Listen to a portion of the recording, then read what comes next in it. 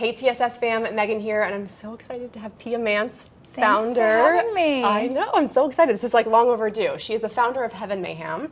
If you have ever noticed any of my earrings on my Instagram account, they're all hers. They are, Obsessed always. with Heaven Mayhem, and I'm just Thank so you. excited to pick your brain on the business, how it got started. So tell us about it. How did things begin for you? Okay, so we're a vintage-inspired accessories brand. We started with earrings, but now we're touching a lot of different accessories.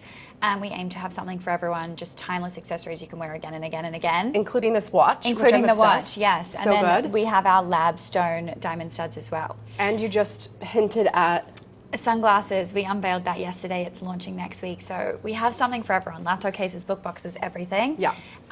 We started 2.5 years ago. I started on my bedroom floor hand making necklaces that I found in flea markets around LA. And it's kind of become the story that I started with $900, but I really just started with nothing and made it into a big brand. And I'm so proud of it.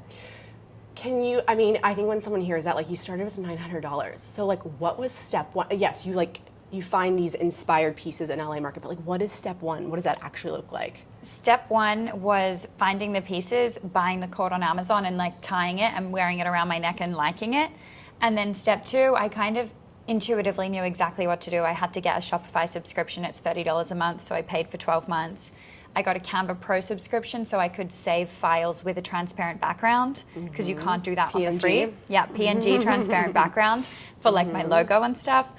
And for branding and everything, I think that some people have very different POVs on branding. Like, did you heavily invest in branding initially, or was that like, no, let's just get the business up and running and then we'll invest in branding? I invested in nothing. I invested in the Shopify and the Canva. I did everything myself, taught myself every Facebook ad, everything. When it comes to branding, I think it is important to invest, but I don't know, if you're anything like me, I change my mind every 5 minutes. So if I invested all this money, I wouldn't like anything. I hate everything I've done 2 months ago. I'm like, we're reinventing the wheel every 5 minutes. Yeah. So I think it's nice that we can invest in photo shoots and things now, but because I'm always changing, I'm so glad I didn't put a lot of money into it up front. And I think you need a product that resonates with someone as well as the whole brand identity, and I think the brand identity is not necessarily the things you see, like the shiny logos. So I don't think you need to invest a lot up front. I think that's really a great piece of advice. I think so many people think that they need a lot of, because it's expensive, especially in the beginning. If you don't have someone in-house, a creative agency is so expensive. Crazy and expensive. Like, I think sometimes we get paralyzed with it all needing to be perfect in order to launch, but it's kind of like, I feel like I've had so many of these conversations, launch, iterate. Yeah. Like launch, edit, iterate, yeah, for sure. But I also love your branding. I think it's very clean, it's modern, it's timeless. Thank you. But the branding all started with me. Like I made it all on Canva. And I think, did? Yeah. And now we pay a creative agency for this, and then we'll be like, we will do it ourselves on Canva, like whatever it is. But the identity of the brand is like the core of who I am, I could have made it a different core, but it wasn't like this logo that made it like that. It's like everything we do, every story, every influencer we send to, every like word we write in our captions, it's like all very intentional, but that isn't necessarily, you don't need to pay someone to do that. No, and when you initially thought on how you operate now, are you thinking of that core person that you're trying to sell to, or are you like, do you have like those different cohorts of like, okay, I'm selling to a Pia, like what would Pia want? Or how do you think about it? Kind of. The team in my team, like my tiny team and the tiny team within that talks about the branding and like who we are, wants to market something that we like. Yeah. And if we like it, we know other people are going to resonate because the proof's in the pudding so far. Yeah. And so we really don't think about like, what is this customer going to see and if they're going to like it? Because if we find it really cool, we know someone else is going to resonate. Yeah. And I think we should probably start thinking about our different cohorts of customers, but it gets really tricky when you start thinking like that, and when you start looking at other brands, you're always kind of doing the things that you think people want you to do rather than the things you want to do. Exactly. And I think if you do the things you want to do, then people look to it and love it rather than you're trying to keep up with what you think they like. Yeah, and your perspective is the unique IP perspective. So I think that's what makes your brand different from what else is out there, because it's what Pia is inspired by, right? Exactly. But I'm also trying to make it like I don't want to be so attached. Right. Because I want it to live on and be way bigger than me. But Sure, I got and a it will. comment on my TikTok saying like, oh, I was today years old when I found out you owned Heaven Mayhem. I'm like, that's what we want. That's how I feel too. Yeah. Yeah, when someone's like, oh, I didn't even know you were like, I knew about the Sculpt study before I knew about you. And I'm like, oh, that's amazing. Yeah. I love that. Is there something, you know, you're 2 years into the business, which is... Yeah, 2.5. I mean, so insane to watch your trajectory and all of Thank that. you. What is something that you wish you knew before you had gotten started? Honestly, I like love my journey so far. Yeah. I think it's really important to listen to other people and listen to a lot of different perspectives and then make your own judgment. But I already knew that. I have really enjoyed this entire journey because I've been able to like pull on past experiences in my life and just like listen and learn things along the way and do things the way I want to do it.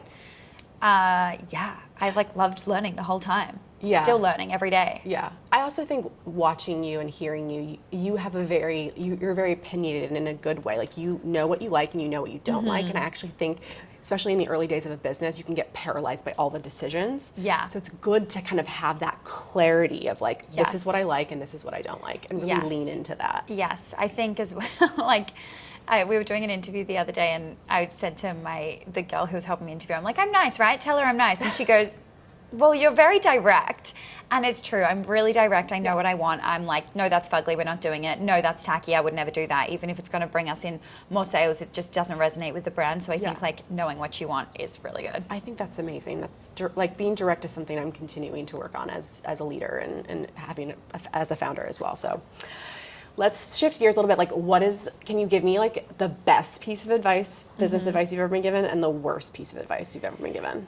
I think the worst piece of advice is like just the doubt that I have faced, or getting on calls with people and them not really believing me if I share numbers or share stats or whatever of Heaven Mayhem, and it just like coming up against people kind of discrediting you. Yeah. It's not advice, but it's just something that I've noticed, and you can get in your own head about it really quickly and be like, oh wait, maybe I'm not doing a good job. So I think that's kind of like the worst aspect of it.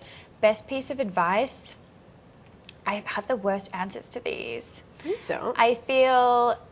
What encouraged you along the way? What was like, yeah, I can do that too? Did you see anyone that you were inspired by? Yeah, I think just meeting with smart, interesting people who are just doing it inspires me. Yeah. And so I think the best piece of advice, which I give to people all the time, is like, done is better than perfect. Just do it. Just get started.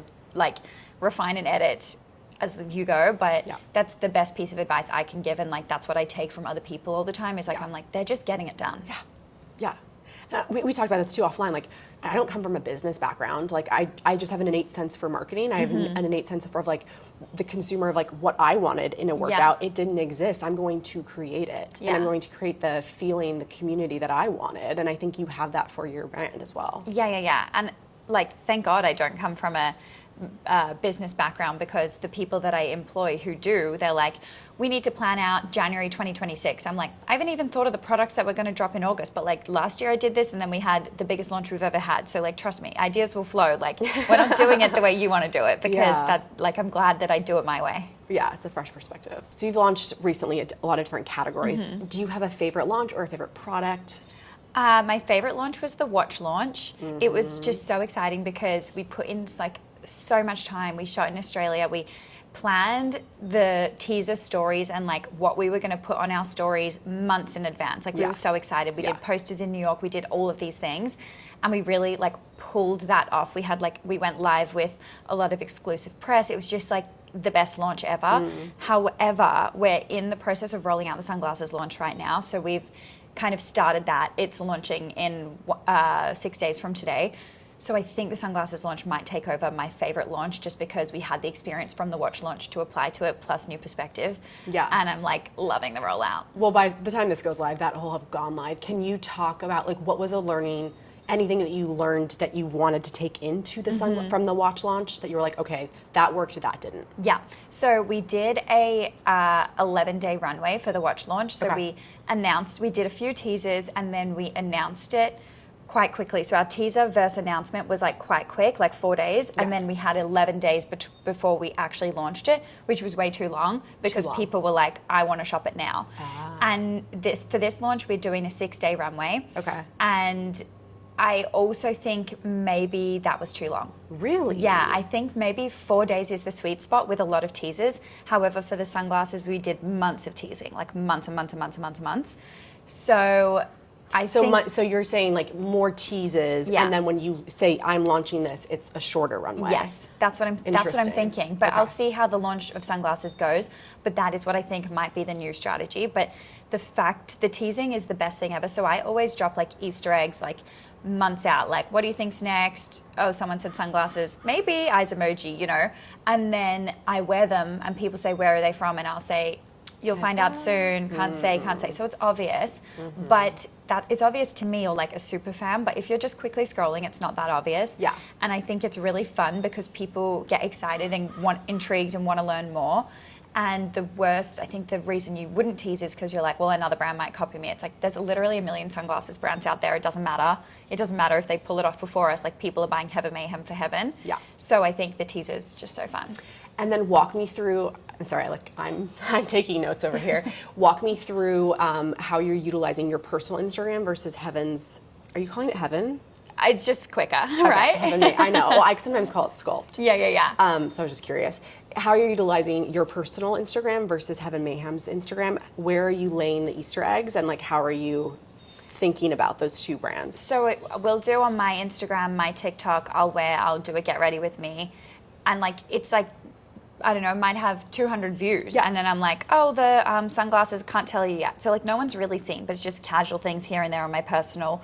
Then we'll always drop in a Q&A before a launch, a couple of weeks out, and then we will repost some stories onto Heaven with like eyes emoji or like something's coming. We'll sprinkle it through the Substack, we'll sprinkle it through the newsletter. So it's more like if you're an actual fan and part of the community, you've noticed. Yeah. And we'll put it in the broadcast channel, like, what do you think's next? And everyone in the broadcast channel is like, I know it's this because I'm keeping up. But is it broadcast channel on Heaven? Both. Yeah. You got two broadcast channels. Yeah, we have two. Okay. And then after the pre kind of like cross using the community launch, then we kind of separate it and let Heaven do their own teasers and me do my own. I'm kind of moving away from the collab posts because I want to be like the place where you follow me if you want to see the behind the scenes of Heaven, but you can also follow Heaven and have no idea who I am. It doesn't always have to be collab. Although for the sunglasses launch, I was the face of it because we wanted to put it all over billboards. And I mean, look at this face. No, it's because I didn't want to pay a model for usage because it's like crazy expensive. It's expensive, yeah. But we pulled that because of the situation in LA when we were like signing the contract. We thought it was kind of tone deaf to launch with billboards in LA during, like, I guess it would roll out straight after the fires, and we didn't know if it would be tone deaf. But I guess it would maybe have been fine. It's hard to know in the moment, especially if you're investing in billboards. So, exactly. Yeah. I find that so interesting and can relate to it. I think I always want to try and make sure my personal brand, you're getting different content. And then if you want to follow just fitness, you want the education, you want the tips, you're going to follow Sculpt Society and get a different view there. So I think that's so interesting. We have a lot of people like listening that may be starting a business, entrepreneurs, they have dreams and aspirations. Like, what would you tell them, like, first things that they should get started with, or like any tips you have? I would say done is better than perfect. I said it before, I say it all the time. I would also say teach yourself everything. So like I started with $900, so I didn't have any money for employees, anything. So teach yourself Shopify, teach yourself ads. If you know every facet of your business, you can then know if the next person you hire is good at their job. You can know if like you speak to an agency and they're giving you an insane price, you know, like it's not that hard, I've done it. Yeah. So I just think teaching yourself everything and like starting small is the best thing ever. Yeah. And then talk to us a little, I find social media so interesting. How have you utilized Instagram for your business, for your personal brand, and like how are you thinking about content creation to support that? Thank God for social media. I don't know how you get a brand out there these days without it. That's actually why we wanted to focus on some out of home with the billboards, but we didn't do it. We will do it though soon.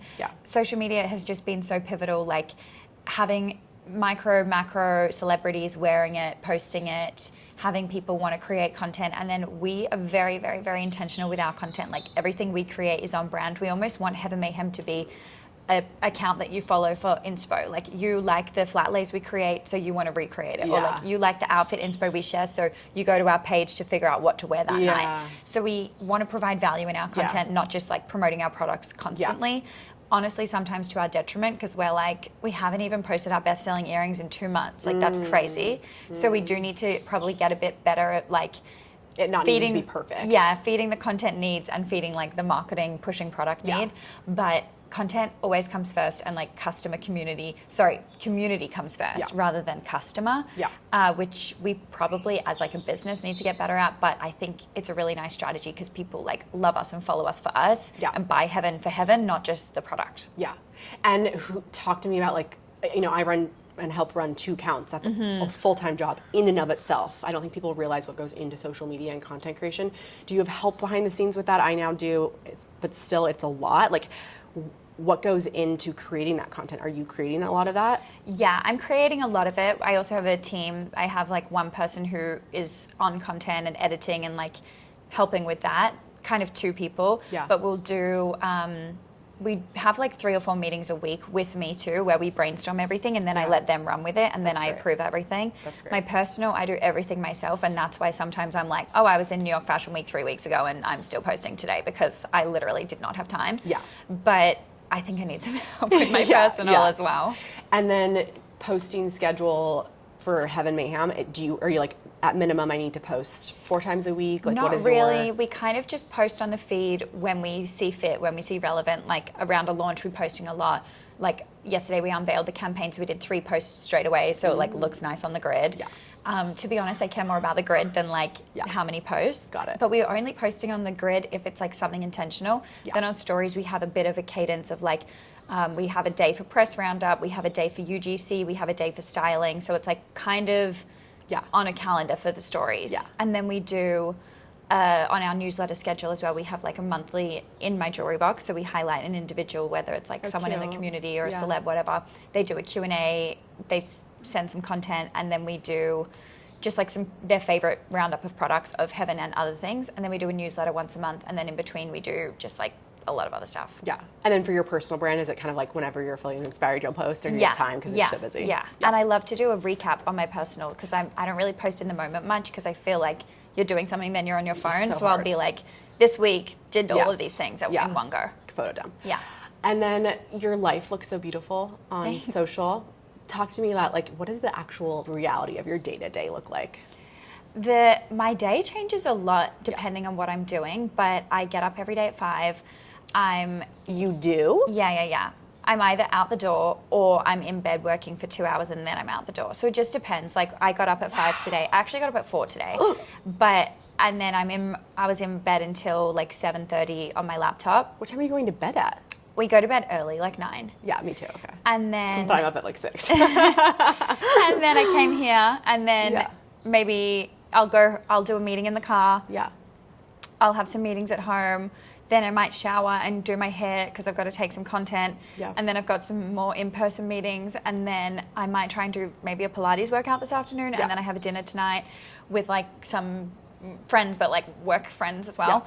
And then I'll probably go home and do like my easy emails and just like tick stuff off. And then tomorrow is Saturday. Tomorrow's my favorite day of the week, Saturday and Sunday.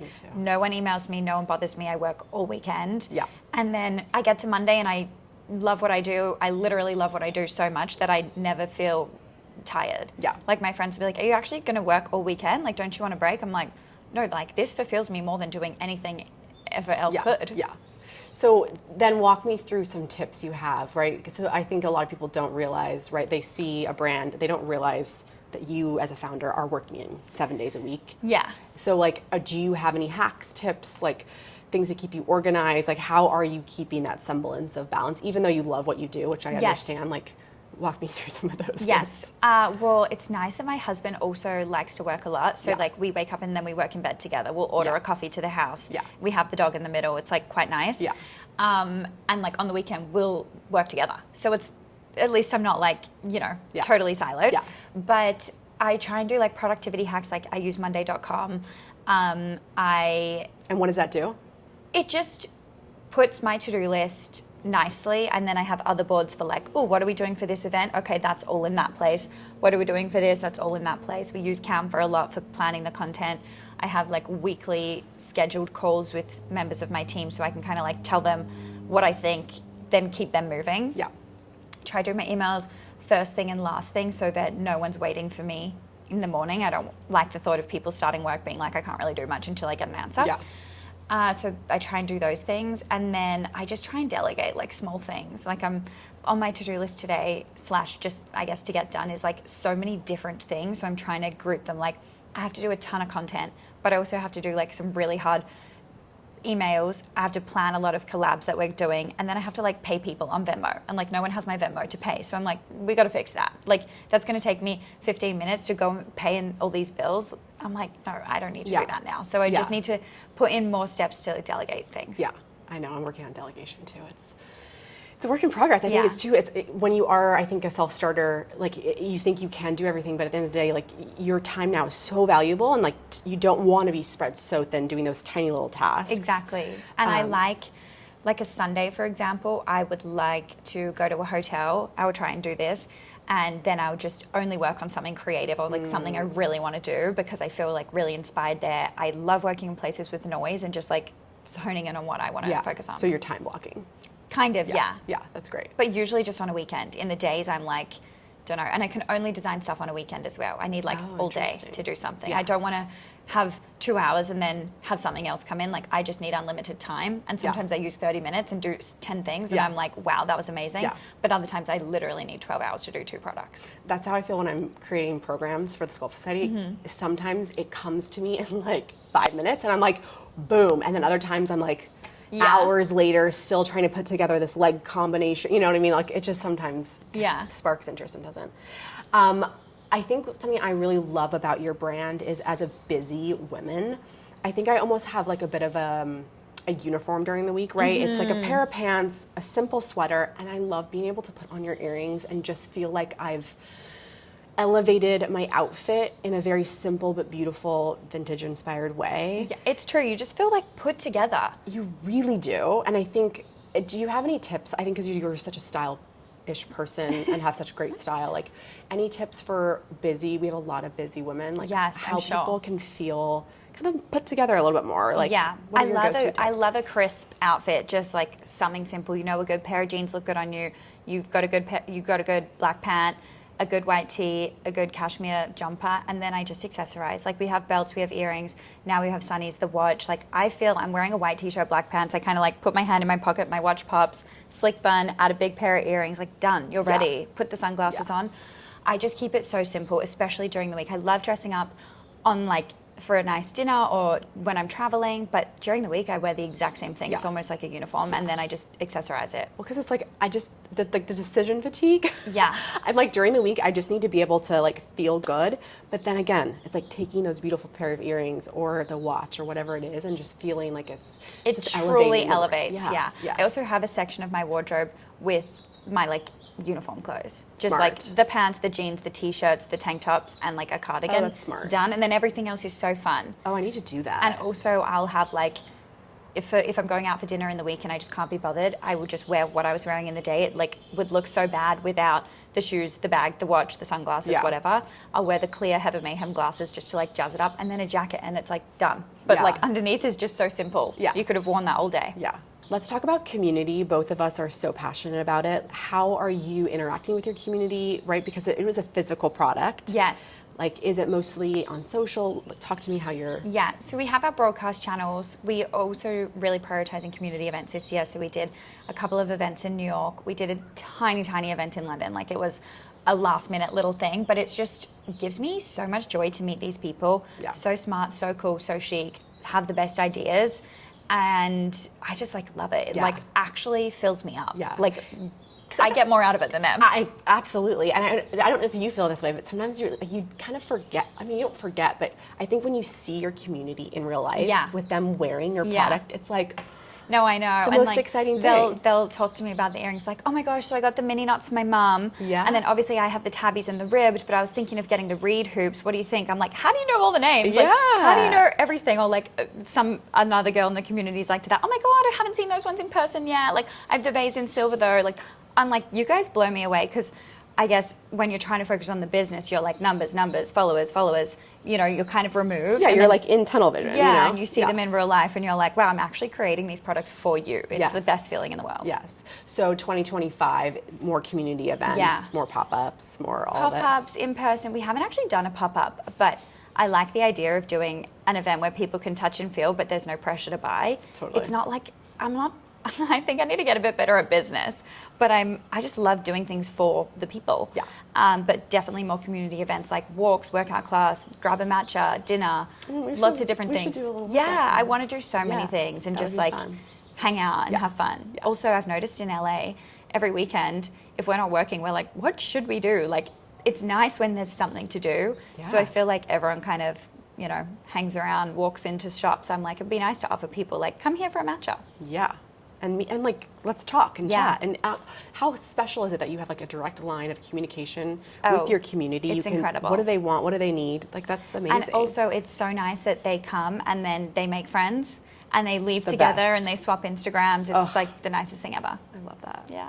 Thank you so much for being here. Thanks for having me. This is so fun. Thank you for continuing to inspire me and to help dress me and elevate my outfits. I love it. I really appreciate it. Thanks for the amazing workout. Of course. Yeah, we did it, 6-minute booty workout, you guys. You have to check it out. It burns. Butts are it's very on fire. efficient. Yeah. Love it. Find Pia on social. She's at Pia Mance, at Heaven Mayhem _ I'm at Megan Roop at the Sculpt Society, and we'll see you next time, friends. Bye. Bye. Let's do it. Squeeze that tush. Tap it down, lift it up, invert, extend. Flex that foot a little faster. Low, high. Low, high. We're in it. 4 more. It's full. Invert. Kick back. Pia, you're already a pro.